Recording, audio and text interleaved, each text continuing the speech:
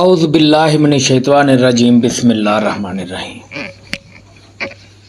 میرے بھائیو، بات کرنے لگا ہوں حافظ عمر صدیق کے بارے میں۔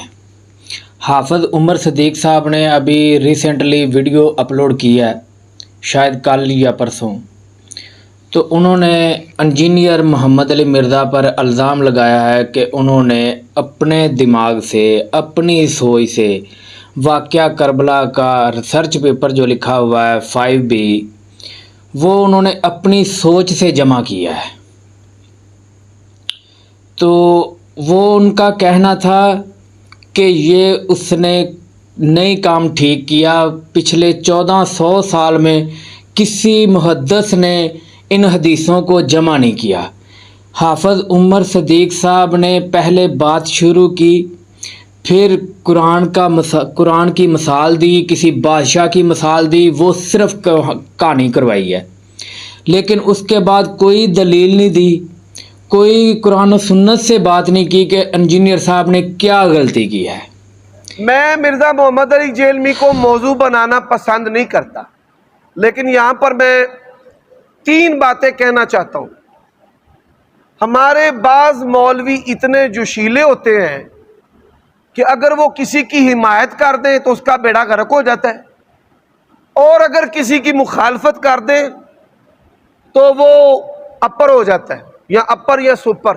ایک آدمی یہاں پر جمعہ پڑھتے ہیں، عبداللہ آیا کدھر ہے عبداللہ، تو اس نے مجھے کہا کہ حافظ صاحب جو اس نے بروشر جمع کیا ہے، بخاری مسلم کی روایتوں کا کریکٹ نمبر دیتا ہے، کیا وہ احادیث صحیح ہیں؟ میں نے کہا بالکل صحیح ہیں، لیکن 3 باتیں ہیں۔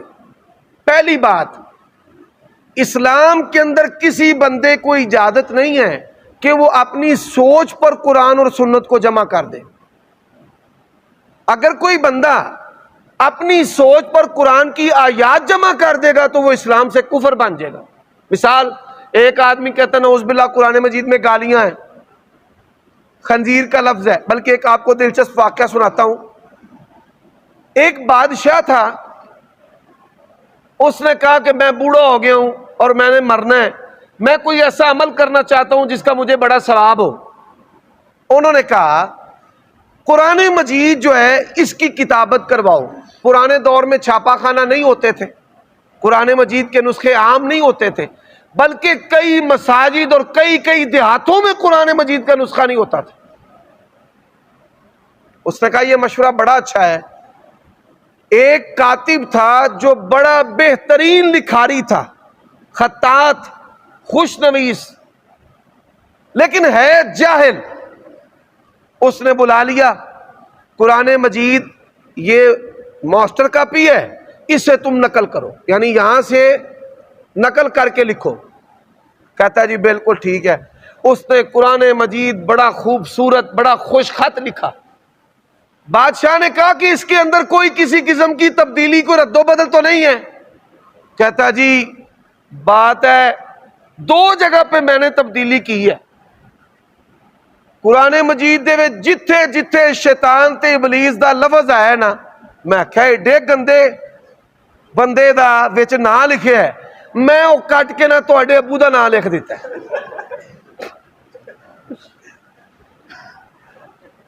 پھر میں ویکھیا کہ قرآن مجید دے وچ کتے دا، کھوتے دا، سور دا ذکر ہے۔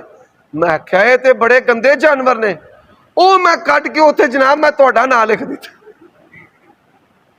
یہ میں نے مثال دی ہے کہ کوئی بندہ اپنی سوچ کے ساتھ من مرضی کرے قرآن کے ساتھ تو وہ بھی کفر اور گمراہی ہے۔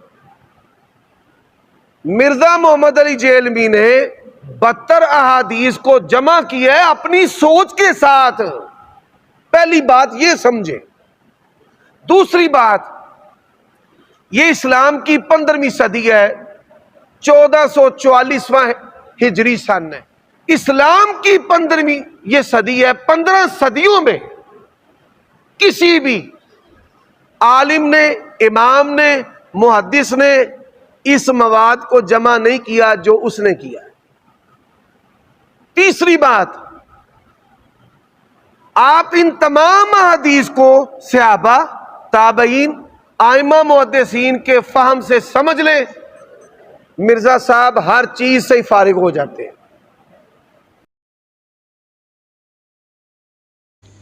हाफिज उमर सदीक साहब, मैं आपसे ये कहना चाहता हूँ कि ये 5B है, ये 5B है। इसमें इंजीनियर साहब ने 72 अहदीस लिखी हैं, लेकिन 200 से ज़्यादा हदीस हैं। 72 का टाइटल उन्होंने दिया हुआ है। आप सिर्फ ये बता दें कि इन हदीसों में कौन सी हदीस इंजीनियर साहब ने खुद लिखी है, खुद दाखिल की है। इमाम बुखारी, इमाम मुस्लिम, हाकिम से, तिरमिज़ी से, हर एक मुहद्दिस से उन्होंने किसी न किसी मुहद्दिस से, किसी न किसी हदीस की किताब से अहले बैत की शान में जो हदीसें थीं, वाक़या करबला के बारे में जो हदीस थी, उनको सिर्फ जमा किया है। तो इसमें क्या गलती की है उन्होंने?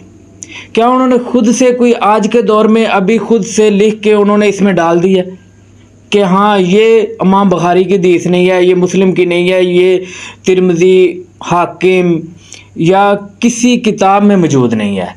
या कोई ऐसी हदीस आपने बतानी है इसमें से कि जो आज के मुहद्दिस शेख ज़ुबैर अली ज़ई और आपके कोई भी बड़े मुहद्दिस उसे ना मानते हों?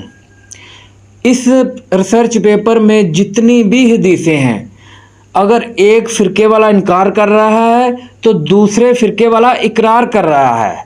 और हाफिज उमर सदीक साहब, ये यकीन करें, आपने इनकार इसलिए किया है कि इसमें अहले बैत की शान और आपके जो मामू पार्टी है उनके बारे में हदीसें हैं। हदीसे अम्मार आपको हज़म नहीं हो रही। यकीन करें, मैं ख़ुद इस बात का चश्मदीद गवाह हूँ कि मेरा एक भाई था, अहले हदीस था।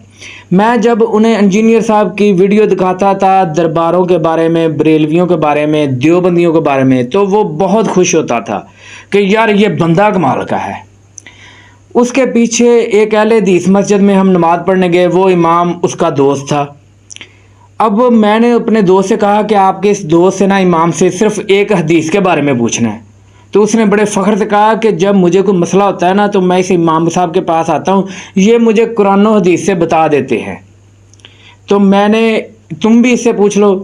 मैंने उन इमाम साहब से सिर्फ 2812 पूछी, हदीस अम्मार रज़ी अल्लाह ताला अन्हु के बारे में पूछा कि इमाम साहब इस हदीस का तर्जमा और फ़हम बता दें कि ये क्या है। यकीन करें, उन इमाम साहब के अल्फाज हैं कि इनका जवाब हमारे बड़े अब्बा जी अबू याहिया नूरीपुरी दे चुके हैं। आप इमामत करा रहे हैं, लोग आपसे मसाइल पूछने आ रहे हैं, तो आप उन्हें ये कह रहे हैं कि अब इस मसले का हल हमारे बुज़ुर्ग के पास जाओ। हत्ता कि ये हदीस साफ लफ्ज़ों में लिखी हुई है कि अम्मार को एक बागी गिरोह कत्ल करेगा। हज़रत अम्मार रज़ी अल्लाह ताला अन्हो उन्हें जन्नत की तरफ बुला रहे होंगे और वो गिरोह उन्हें जहन्नम की तरफ बुला रहा होगा। हाफिज उमर सदीक साहब, आप हमारे उस्ताद मोहतरम इंजीनियर मोहम्मद अली मिर्ज़ा पर झूठ बांध रहे हैं। इसमें ऐसी कोई भी हदीस नहीं है जो उन्होंने खुद आज के दौर में इन 2, 3, 4, 5, 6, 10, 12, 11 सालों से उन्होंने खुद लिखी हो। किसी न किसी किताब से ली है और ये आपके सामने पेश कर दी है कि ये ले हाफिज उमर सदीक साहब, पढ़ें और तौबा करें, रुजू करें अपनी इन बातों का जो आप कर रहे हैं। ऐसी कोई भी बात नहीं इसमें लिखी हुई। इस पूरे रिसर्च पेपर में आपने कोई हवाला नहीं दिया कि इंजीनियर साहब ने ये गलत लिख दिया, ये खुद से डाल दी हदीस। ऐसा कुछ भी नहीं किया। और तौबा करें, और तौबा करने के बाद आप कहेंगे ना मैं वाबी, ना मैं बाबी, मैं हूँ मुस्लिम इल्मी किताबी। अस्सलामुअलैकुम।